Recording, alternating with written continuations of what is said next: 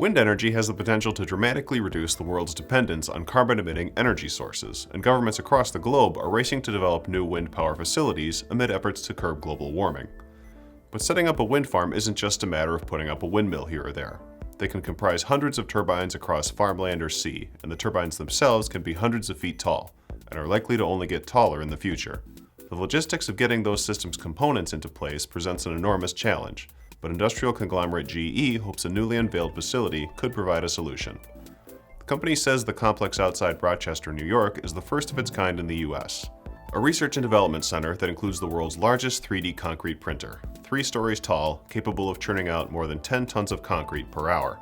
The facility, funded in part by a grant from the US Department of Energy, will be staffed by a team of 20 who will work to optimize its printing technology before taking it out into the field, hopefully within 5 years.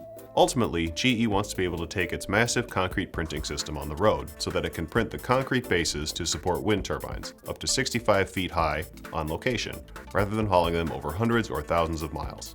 GE officials said that in addition to the obvious benefits for logistics and shipping, the technology could also be a vital source of high-tech jobs in the nation's rural communities. Kobod, a Danish construction 3D printing firm and a partner with GE on the project, said the machine was less a 3D printer than a multifunctional construction robot.